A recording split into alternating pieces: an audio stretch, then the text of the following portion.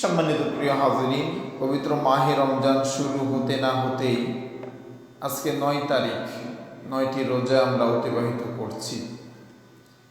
এইভাবে দেখতে দেখতেই 30টি রোজা শেষ হয়ে যাবে।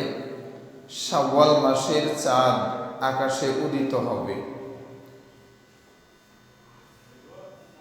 আমরা সকলেই এই বিষয়টা একটি লক্ষ্য করব যে রমজান তো চলে যাচ্ছে, কতটুকু নেক আমল আমি করলাম, আল্লাহর কাছে রোনাজারি করে কান্নাকাটি করে জীবনের কতটুকু গুনাহ মাফ করাতে পারলাম, এই বিষয়টা একটু হিসাব করা। সম্মানিত হাজিরিন, আমরা আজকে পবিত্র মাহে রমজানের 9টি রোজা অতিবাহিত করছি। আজকে আমরা আমাদের উপরে অর্পিত একটি বিধান যাকাত সম্পর্কে আলোচনা করব ইনশাআল্লাহ। যাকাত একটি ফরজ ইবাদত। এই ফরজ ইবাদতটি সবার উপরে ফরজ না, শুধুমাত্র যারা মালদার, যারা নিসাব পরিমাণ অর্থের মালিক, তাদের উপরে যাকাত ফরজ। আর এই যাকাতটা চন্দ্র মাসের 1 বছর অতিবাহিত হওয়ার পরে যাকাত ফরজ হয়। আপনার কাছে যে টাকাটা আসছে, যে টাকা আছে, ব্যাংকে আছে বা স্বর্ণ কিনেছেন বা বাড়িতে যে টাকাটা আছে, যাকাতের অর্থ এটা যখন 1 বছর অতিবাহিত হয় তখন আপনার উপরে যাকাত ফরজ হয়। 1 বছরের আগ পর্যন্ত এই টাকার যাকাত দেওয়ার প্রয়োজন নাই। তো এখন যাকাত কতটুকু অর্থ থাকলে আমাদেরকে দেওয়া লাগবে, কতটুকু অর্থ, কয় টাকা থাকলে আমাদেরকে যাকাত দেওয়া লাগবে? এখানে হাদিসের ভাষ্য অনুযায়ী 7.5 ভরি সোনা বা 52.5 ভরি রূপা বা এর সমান টাকা যদি আমাদের থাকে তাহলে আমাদের উপরে যাকাত ফরজ হবে। ব্যাখ্যা স্বরূপ বিস্তারিত বলি। ধরেন যে আমার কাছে সোনা আছে 50,000 টাকার, রূপা আছে 10,000 টাকার, নগদ টাকা আছে 77,000। এই সব মিলিয়ে যদি আমার কাছে নেশাব পরিমাণ টাকার মাল আর টাকা থেকে থাকে তাহলে আমার উপরে যাকাত ফরজ হয়ে যাবে। এই বছরে রাজশাহীর জন্য 1,31,250 টাকা, 1,31,250 টাকা যদি কারো কাছে থাকে 1 বছর যাবত, মানে 1 বছর আগে আপনার কাছে এই টাকাটা আছে, 1,31,250 টাকা 1 বছর যাবত আপনার কাছে আছে। শুধু অর্থ না, ধরেন যে সোনা আছে, এর মধ্যে কিছু কিছু রূপা আছে, কিছু ব্যাংকে টাকা আছে, কিছু বাড়িতে নগদ টাকা আছে, এই সব মিলিয়ে যদি 1,31,250 টাকার মাল টাকা থাকে তাহলে আপনার উপরে যাকাত ফরজ হয়ে যাবে। আপনার কাছে 1,31,000 টাকা থাকলে যাকাত দেওয়া লাগবে। এখন আপনার ঋণ আছে 50,000 টাকা, এই 50,000 মাইনাস করলে আপনার উপরে যাকাত আর ফরজ থাকবে না। কিন্তু আপনার কাছে আছে 2 লাখ টাকা, 2 লাখ টাকার মধ্যে 50,000 টাকা ঋণ আছে, যদি বাদ দিয়ে দিন তাহলে 1,31,000 থাকে না, সে সময় আপনার উপরে যাকাত ফরজ হবে। এক কথায় আপনার যে ঋণ আছে, ঋণ করেছেন, এই ঋণের টাকা বাদ দেওয়ার পরে যদি 1,31,000 টাকা আপনার কাছে থাকে তাহলে আপনার উপরে যাকাত পরিশোধ করতে হবে, যাকাত দিতে হবে। এখন আপনি যাকাত কয় টাকা দিবেন? শতকরা 2.5 টাকা, 100 টাকাতে 2.5 টাকা হারে আপনাকে যাকাত দেওয়া লাগবে।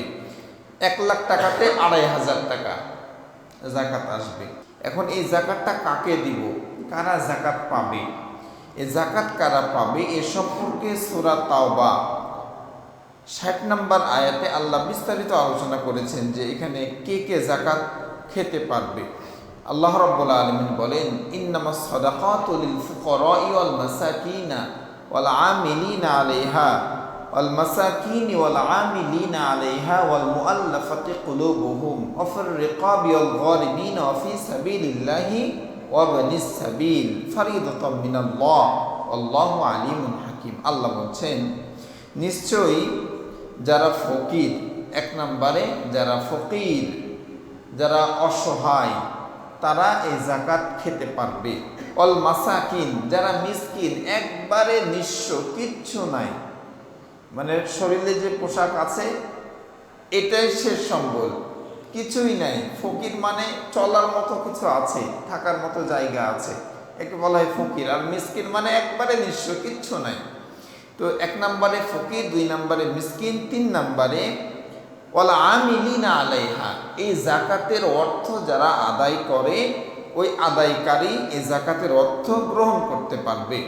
এটা ইসলামিক রাষ্ট্রের জন্য প্রযোজ্য, যেহেতু আমাদের রাষ্ট্রে জাকাত তো কালেক্ট করা হয় না সরকারিভাবে। তো ওয়াল আমিলিনা আলাইহা ওয়াল মুআল্লাফাতি কুলুবুহুম ওয়া ফির রিকাবি ওয়াল গারিমিনা ফি সাবিলিল্লাহ। তিন নম্বরে আদায়কারী, চার নম্বরে অমুসলিম। আপনার এলাকায় যদি কোনো অমুসলিম থাকে, সে যদি ইসলাম গ্রহণে আগ্রহী হয়, তার কথাবার্তা দেখে যদি আপনার মনে হয় যে তাকে যদি হেল্প করা হয়, তার পাশে যদি দাঁড়ানো হয়, জাকাতের কিছু অর্থ তাকে যদি দেওয়া হয়, সে ইসলামের সৌন্দর্য দেখে ইসলাম গ্রহণ করতে পারে, এমন যদি আপনার কাছে মনে হয়, তাহলে আপনি অমুসলিমকেও জাকাত দিতে পারবেন। 5 নাম্বার, দাস মুক্তির জন্য জাকাত দিতে পারবেন, দাস মুক্তি। 6 নাম্বার, ঋণগ্রস্ত ব্যক্তি, যারা ঋণে বোঝা মাথায় নিয়ে আছে, অনেক ঋণে জড়িত ব্যক্তি, তাদেরকে আপনি ঋণ পরিশোধের জন্য জাকাত দিতে পারবেন। 7 নাম্বার, যারা আল্লাহর রাস্তায় সংগ্রাম করে, যারা আল্লাহর রাস্তায় দিন ইসলাম কায়েম করে বা দিন গ্রহণ করে, মাদ্রাসা তলবে আইলেম যারা আছে, মাদ্রাসা লিল্লা বোর্ডিং যেগুলো আছে, এসব জায়গাতে আপনি এই জাকাতের অর্থ দিতে পারবেন। তবে হ্যাঁ, এটা মনে রাখবেন, সাধারণ যে ফান্ড আছে মাদ্রাসার, অর্থাৎ বিল্ডিং, বিদ্যুৎ বিল বা হুজুরদের বেতন বা আনুষঙ্গিক যে কাজগুলো আছে, এই কাজের জন্য জাকাতের টাকা দেওয়া যাবে না। শুধুমাত্র যারা তলবে ইলম, গরিব ছাত্র, এতিম ছাত্র, খাবারের জন্য যে টাকা, লিল্লা ফান্ডে যে টাকা, এই লিল্লা ফান্ডে জাকাতের টাকা দেওয়া যাবে, সাধারণ ফান্ডে জাকাতের টাকা দেওয়া যাবে না। সর্বশেষ 8 নাম্বার, যারা মুসাফির, মুসাফিররত, সফররত অবস্থায় যারা থাকে মুসাফির, তাদেরকে আপনি এই জাকাতের টাকা দিতে পারবেন। এই 8টি খাতে আমরা জাকাতের টাকা দিব ইনশাআল্লাহ। তাহলে আমরা জানলাম যে জাকাত কাদের উপরে ফরজ। বর্তমানে এই সময়ে বাংলাদেশে আমাদের আর্থিক অবস্থা বা রাজশাহীর জনগণের জন্য 1,31,250 টাকা যদি কারো কাছে থাকে, আর এটা যদি 1 বছর অতিবাহিত হয়, 1 বছর ধরে আছে, তাহলে আপনাকে জাকাত দিতে হবে। আর জাকাত কত হারে দিতে হবে? শতকরা 2.5 টাকা হারে। আর জাকাত কারা পাবে? 8 শ্রেণীর মানুষ জাকাত পাবে, এটা আমরা জানলাম। এই জাকাত কালেকশনের দায়িত্ব মূলত সরকার প্রধান নিবে, এই জাকাতটা কালেকশন করবে। এটা উত্তম, এটা ভালো। ইসলামিক রাষ্ট্র যেগুলো আছে, বিশেষ করে মধ্যপ্রাচ্যের যে রাষ্ট্রগুলো আছে, এইসব রাষ্ট্রে সরকারিভাবে জাকাত কালেক্ট করা হয়, আবার সরকারিভাবে এটা বন্টন করা হয়। যেই জাকাত দিবে সে সরকারি নিয়মে ব্যাংকের মাধ্যমে জাকাতের অর্থ দিয়ে দিবে, আর যারা জাকাত গ্রহীতা, যারা জাকাত পাবে, তারাও ব্যাংকে যে তাদের কার্ড দেখিয়ে জাকাত উঠিয়ে নিয়ে আসবে। এটা হলো কোরআনের আইন, কোরআনের নিয়ম। এতে লাভ কি? এতে এমন একটি লাভ আছে, শুনলে আশ্চর্য হবেন যে এই যে জাকাত যদি সরকারি হারে সরকার এটাকে কালেক্ট করে, তাহলে মানুষ একমাত্র আল্লাহর সামনেই তার মাথাকে নত করবে, আল্লাহকেই শুধু রব বলে স্বীকার করবে।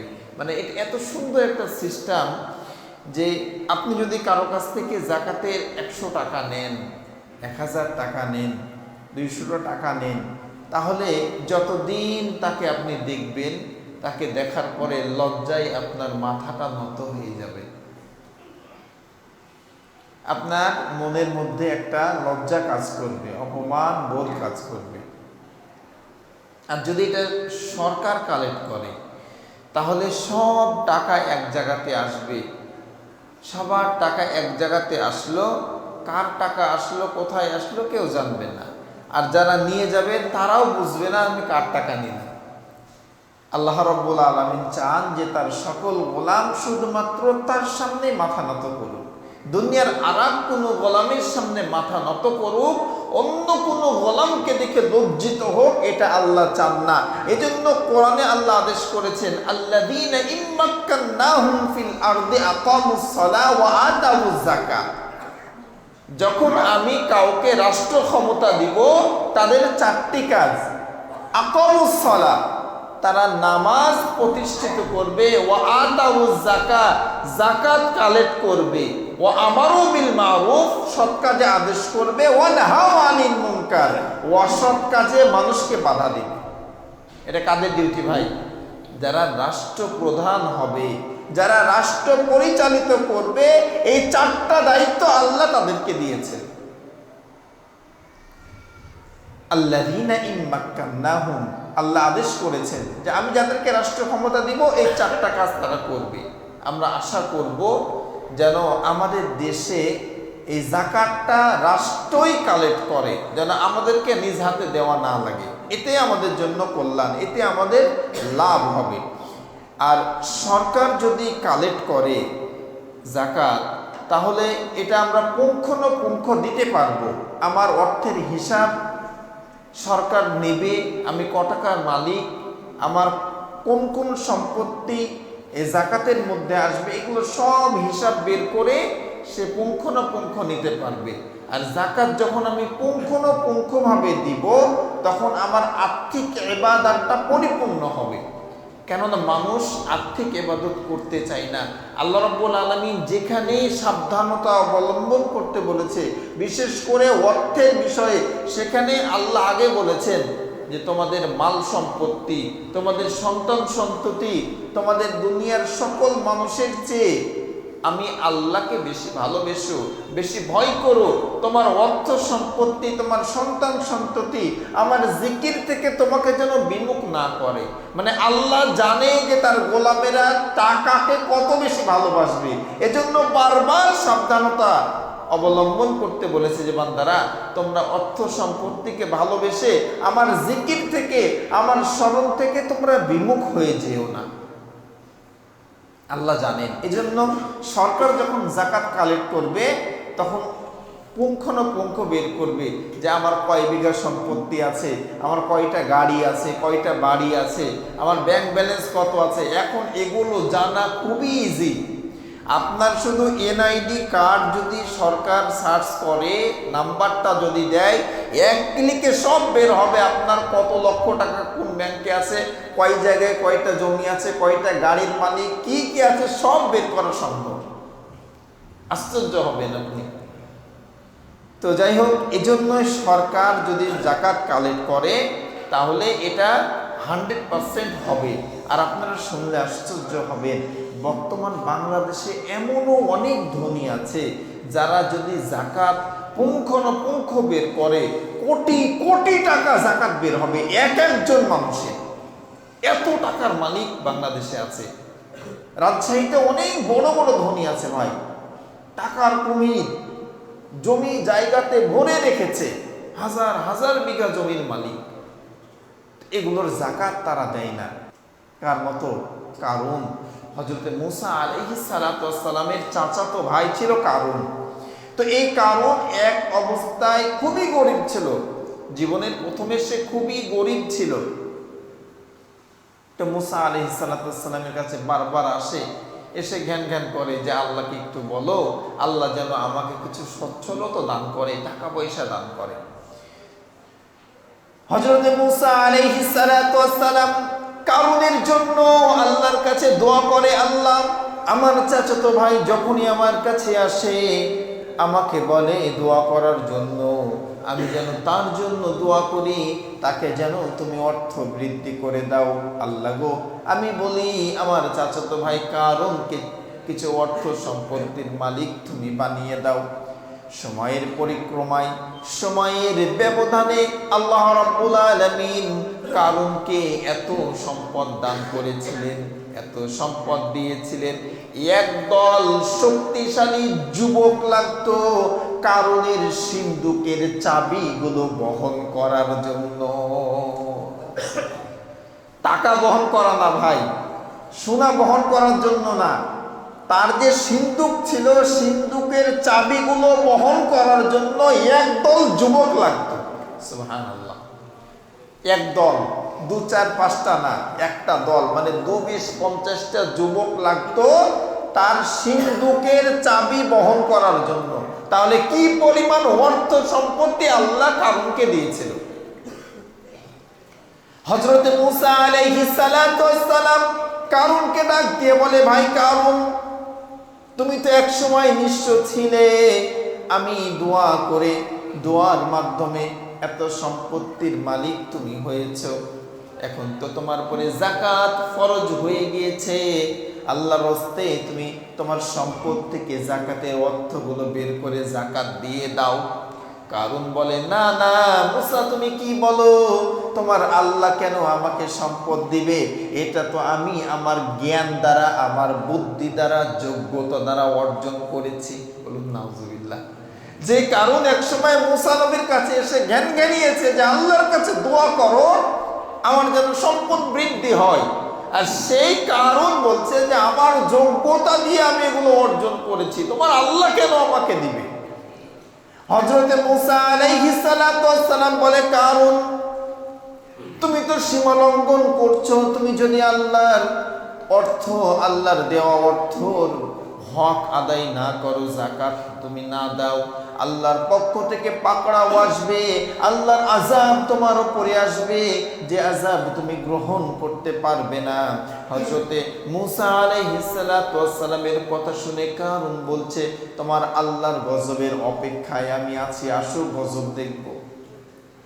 অহংকারের মতো আল্লাহর গজবকে সে অপেক্ষা করে বলছে, আসো গজব দেখব। আল্লাহ রাব্বুল আলামিন শুধু তার সম্পদকে ধ্বংস করে নাই, সম্পদ সহ তার নিজেকে, সম্পদের যে বাহনের যে তার যানবাহনগুলো ছিল, যে ঘোড়াগুলো ছিল, যে পশুগুলো ছিল এবং যে সিন্ধুকগুলো ছিল, সব সহ কারুনকে আল্লাহ মাটির নিচে দাবিয়ে দিয়েছে।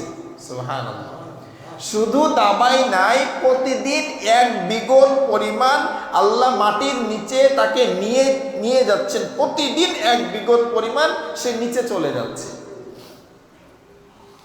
একবারে যে আল্লাহ দাবিয়ে দিয়েছেন তা না, প্রতিদিন সে 1 বিঘত পরিমাণ মাটির নিচে দাবতেই আছে, দাবতেই আছে। কিয়ামতের আগ পর্যন্ত সে দাববে, যেতেই থাকবে। এজন্য ভাই, আল্লাহ তো আমাদেরকে অর্থ সম্পত্তি দিয়েছেন, আল্লাহ তো সব কর্নেওয়ালা। এই অর্থ সম্পত্তির যাকাত যদি আমরা না দিই, আল্লাহ দিয়েছেন, দিতে যেমন সময় লাগে নাই, কেড়ে নিতেও সময় লাগবে না। আল্লাহ নিয়ে নিতে পারবেন, আল্লাহ কোনো যায় আসে না। আর এই যাকাত যে আপনি দিচ্ছেন, এটা কিন্তু মানুষের পরে আপনি অনুগ্রহ করছেন, বিষয়টা এমন না। যাকাত আপনার কাছ থেকে যে নিচ্ছে সে আপনার পরে অনুগ্রহ করছে, সে আপনার পরে দয়া করছে। কেননা এই যাকাতের টাকা যদি কেউ না নেয়, তাহলে আপনার অর্থগুলো সব নাপাক হয়ে যাবে, সব হারাম হয়ে যাবে। এজন্য যে গরিব আপনার টাকা নিচ্ছে, যাকাতের টাকা, সে আপনার পরে অনুগ্রহ করছে, দয়া করছে। আপনি এখানে দায়ী, আপনি এখানে আসামি। আপনি খুঁজে খুঁজে বের করে করে মানুষকে টাকা দিবেন। যাকাত যদি প্রতিষ্ঠিত হয়ে যায় সমাজে ভাই, তাহলে যাকাত নেওয়ার মতো মানুষ থাকবে না। এই যে যাকাত যে একটা বোঝা, এটা বোঝানোর জন্য সেই সোনালী যুগের একটি ঘটনা বলি। একজন মানুষ একটা পোটলা, টাকার পোটলা হাতে নিয়ে ঘুরছে, যাকাতের অর্থ। এই যাকাতের অর্থ কাকে দিবে খুঁজতে খুঁজতে 7 দিন পার করে দিয়েছে, কিন্তু কোনো মানুষ পায় নাই। কাকে দিবে, মানে সবাই ধনী, দেওয়ার মতো মানুষ নাই। 7 দিন পরে একজন মানুষকে দেখছে যে গাছতলায় বসে আছে, গায়ে ময়লাযুক্ত কাপড়, হাতে একটা টুপলা নিয়ে, একটা ব্যাগ নিয়ে বসে আছে। তো যে ব্যক্তি 7 দিন ধরে খুঁজছে যে কাকে জাকাত দিবে, মনে মনে খুব খুশি যে যাক একজন পেয়েছি অসহায় গরিব, যে জাকাত নিয়ে আমাকে বাঁচাবে, আমার অর্থগুলোকে পাক করবে। কাছে যেয়ে বলছে, ভাই আপনি মনে হয় খুব অসহায়, খুব গরিব, আপনার পোশাক দেখে মনে হচ্ছে আপনি হয়তো খুব ক্ষুধার্ত, ময়লা পোশাক পরে আছেন, আপনি মনে হয় গরিব মানুষ, আমার এখানে কিছু জাকাতের অর্থ আছে, আজ 7 দিন ধরে খুঁজছি, এটা কাকে দিব লোক পাচ্ছি না, আপনি এই টাকাগুলো নিয়ে আমাকে একটু বাঁচান, আল্লাহর পক্ষ থেকে যে হুকুম আমার পরে আছে এই হুকুম থেকে আমাকে বাঁচান, এই টাকাগুলো দিন। যে ব্যক্তি গাছতলায় বসে আছে উনি বলছেন যে আপনি তো 7 দিন ধরে খুঁজছেন, আজকে 14 দিন পার হয়ে গেল, আমার এই জাকাতের টাকা কাকে দিব আমি লোক পাচ্ছি না, এজন্য আমার শরীরের এই অবস্থা, ময়লা মাটি, 14 দিন ধরে খুঁজে বেড়াচ্ছি, আপনি আমার চেয়ে বেশি গরিব, আপনি আমারটা নিয়ে আমাকে বাঁচান।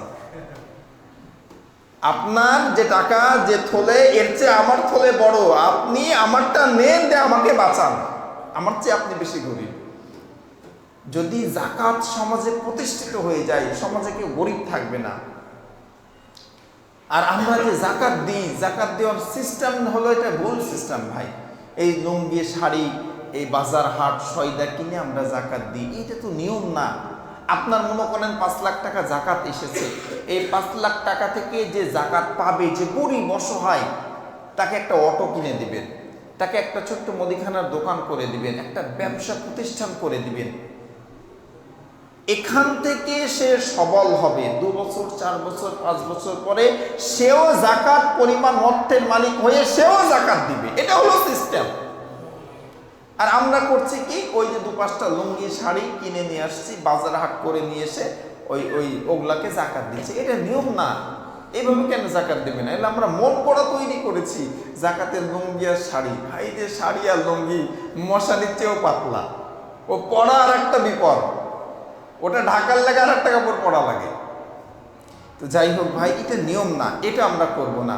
আমরা আমাদের যে অর্থ আছে, আমি খাতা কলম নিয়ে বাসায় বসবো, আমার ব্যাংক ব্যালেন্স কত আছে, আমার বাড়িতে কয় টাকা আছে, আমার বোর কয় ভরি স্বর্ণ আছে, আমার ব্যবসার পণ্য কতটুকু আছে, সব ক্যালকুলেটারে বের করবেন, এর অর্থ কতটুকু কয় টাকা হচ্ছে বের করে শতকরা 2.5 টাকা হারে জাকাত বের করবেন আলাদা করে দিয়ে, এই টাকাটা মানুষকে দিবেন না। আপনি কোনো বাজার করবেন না শাড়ি লুঙ্গি দিবেন, এটাতে কোনো লাভ নাই ভাই, কোনো ফায়দা নাই। আপনি মোটা অঙ্কের অ্যামাউন্ট 10টা মানুষকে দেন, 10,000 মানুষকে দেওয়ার দরকার নেই। আপনার সমাজের খুঁজে খুঁজে গরিব 10টা মানুষকে দেন, সে যেন সম্বল, সে যেন হয়, মানে উপকৃত হয়, স্বয়ং সম্পন্ন হয়, এমন 10টা মানুষকে খুঁজেন। এতে করে কি হবে, সে দারিদ্র বিমোচন হবে, সে বেঁচে যাবে। আল্লাহ রাব্বুল আলামিন আমাদেরকে বুঝার তৌফিক দান করুন, বলছে আমিন।